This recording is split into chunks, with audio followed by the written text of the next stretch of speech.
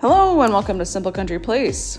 I have 4 super easy real life meal ideas for you today. Thank you so much for watching. Please subscribe, welcome, and enjoy.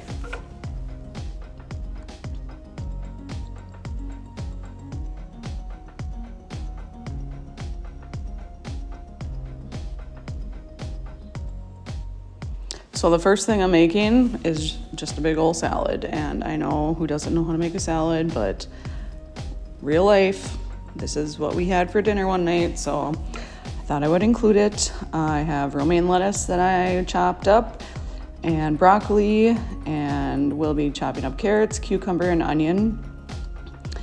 And honestly, I always have a variety of fresh veggies on hand, so I just use whatever I have. Almost always, broccoli and cucumbers are my favorite, so that's a pretty consistent. Most of the time I also have bell pepper. Weirdly, on this day I did not. But so I just use whatever I have in hand. Sometimes I'll throw celery in. My brother came over one day and I made, well, you'll see on my channel, often I make side salads to go with dinner. And he's like, there's celery in this. That's so weird. And I'm like, why is it weird? I don't know. Maybe it is weird, but I just throw in the things that I have. And to me, I like pretty much all veggies, and my husband has gotten much less picky than he was when I first met him. And he actually asked for a salad this day. He's like, I just am really craving a big old salad. And I'm like, perfect.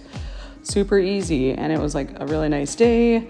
So kind of reminded me of springtime's coming. So that's fun. And my nephew wasn't home. He's not a huge salad eater, but he will. But he would never just want a big old salad for a meal.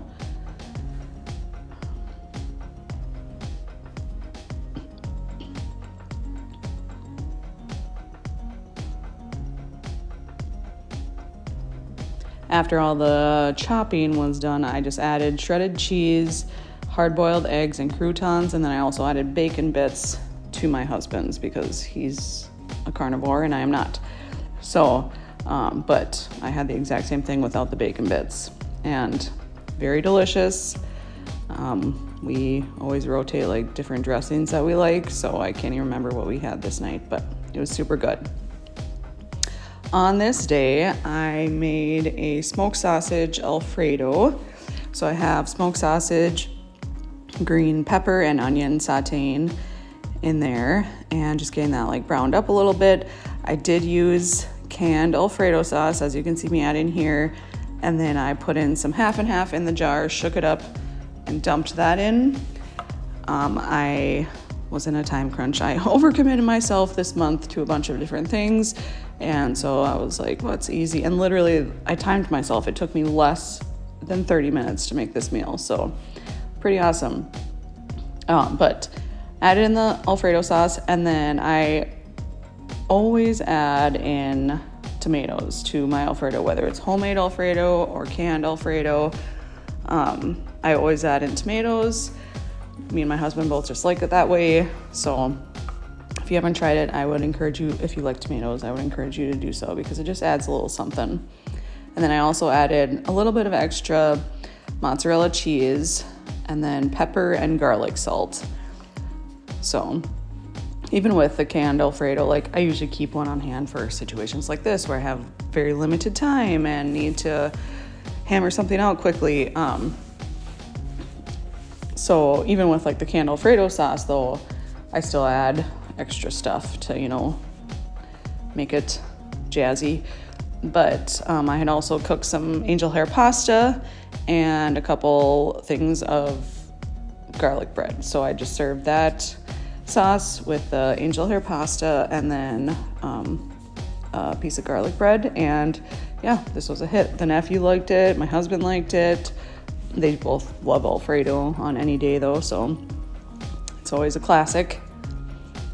On this night, I'm making a cheesy ham and broccoli casserole. So I have some diced up ham that I had cooked for another video or another meal and had just in my freezer. And to that I added cream of chicken soup, and we'll be adding sour cream, garlic powder, onion powder, and salt and pepper. And I kind of use like the inspiration of like funeral potatoes. If you don't know what those are, you should, because they're delicious. But I use basically those same flavors, but with ham and broccoli instead of hash browns. So got that all mixed together, and I added shredded cheese, of course. Can't have cheesy ham and broccoli casserole without the cheese. So added shredded cheese and mixed that all together really well. And then I had like pre-steamed, I had a bag of broccoli and cauliflower, like a frozen veggie mix, and I steamed them partially. They weren't like cooked all the way, but part of the way, I guess, probably halfway, and adding that as well.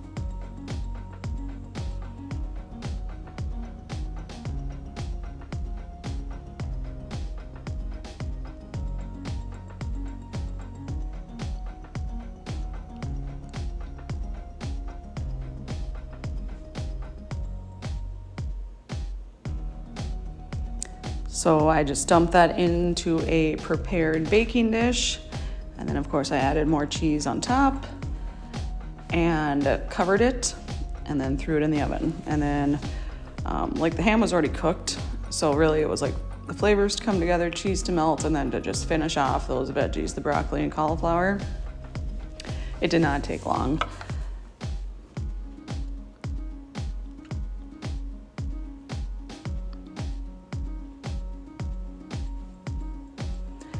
With that, I served some biscuits, so super easy, those like cans of biscuits.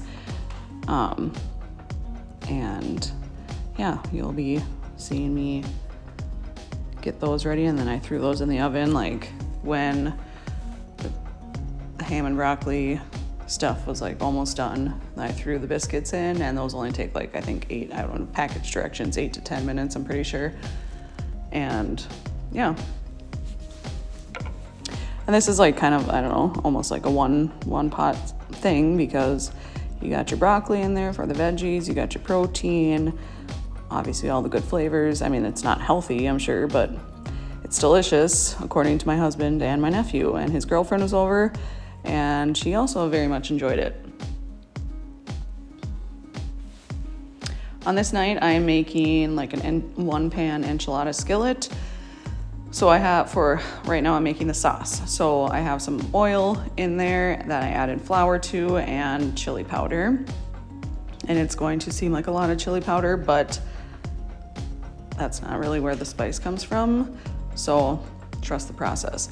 I whisk that together and then wait for that to come to a simmer, and just like cook it for just a smidge, like a minute or two on a simmer, to cook out that like flour flavor. And enchilada sauce, in my opinion, which, I mean, this isn't probably a classic, but this is how, I mean, I make it a little different every time, but it's super easy to make. You don't need to be intimidated by it. So for this one, I added diced tomatoes and green chilies. Obviously it's a chunky sauce, but then I also filled up that can with just plain old water and added that into it too.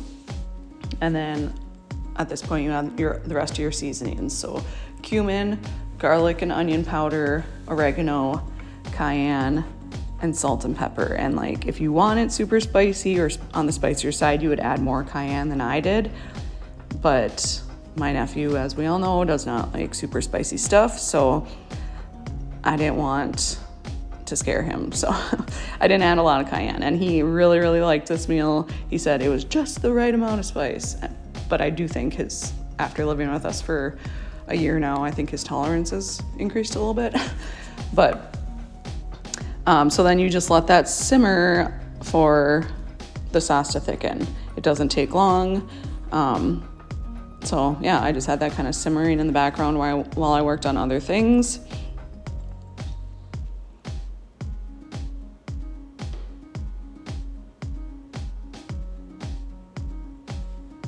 So the other things being like the rest of the dish.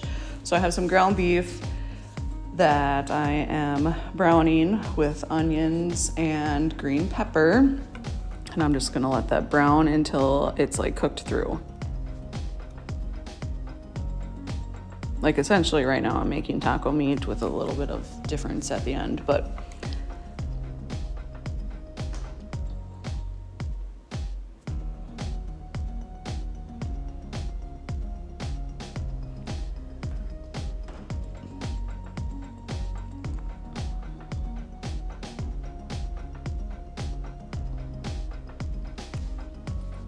so once that's cooked through, I'm adding cumin and taco seasoning, which I always do. Well, it would probably be more if I was making like just legit taco meat, more taco seasoning, but I knew like the enchilada sauce has flavors, this has flavor, so again, didn't want to be too spicy, but I mixed that around and then added the enchilada sauce I had previously made right into that meat mixture.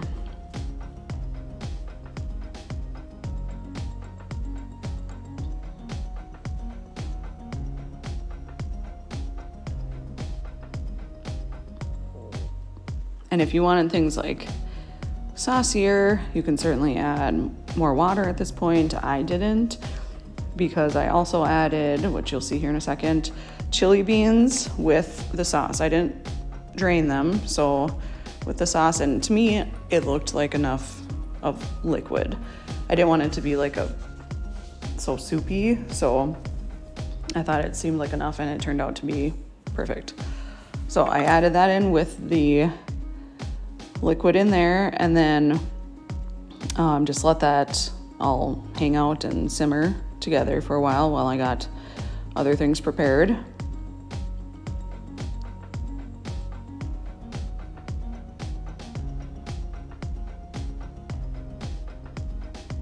So to that, I wanted, it's an enchilada dish, so you need some sort of shell aspect. So I just cut up 3 flour tortillas into like little bite-size pieces. I mean, probably bigger than bite-size, but it's not a perfect science. And then mix that, or threw those right into that same skillet.